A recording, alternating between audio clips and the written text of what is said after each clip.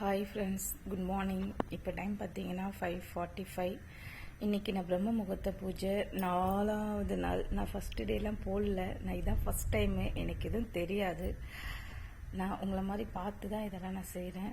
சரி செய்வோமே, கேலக்ஸிய சாமியை நினச்சி நான் செஞ்ச ஃபஸ்ட்டு என்னென்னா, எனக்கு முதல்ல பிரம்ம முகூர்த்த பூஜைன்னா நான் எந்திரிக்கிறதே லேட்டு. அதனால் எனக்கு பிரம்ம முகூர்த்தம்னா ரொம்ப கஷ்டம்.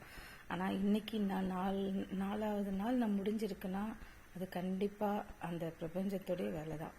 எனக்கு ரொம்ப பிடிச்சிருக்கு. எனக்கு காலையில் எந்திரிக்கிறது இப்போது ரொம்ப ஈஸியாக இருக்குது. எந்திரிக்க சொல்ல கஷ்டமாக இருக்குது, ஆனால் போக ரொம்ப ஈஸியாக இருக்குது. இந்த பூஜையை நான் செஞ்சு முடிச்சிட்டேன். ரொம்ப சந்தோஷமாக இருக்குது எனக்கு.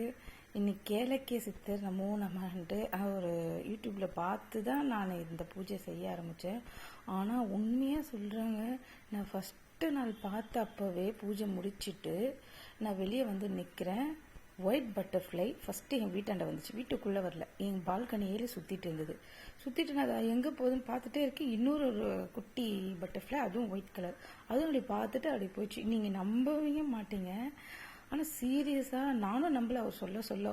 ஆனால் சரி செஞ்சு பார்ப்போமே. நிறைய கமெண்ட் பார்த்தேன், நல்லா ஒரு ரிவ்யூ வந்ததுனால தான் நானும் இந்த பூஜை செய்ய ஆரம்பித்தேன். ஆனால் சீரியஸ்லி எனக்கு அதை நினச்ச உடனே ரொம்ப சந்தோஷமாயிடுச்சு. நம்ம எப்படி எந்திரிக்க முடியும், எப்படி நம்ம இந்த பூஜையை செய்வோம்னு நினச்சேன்.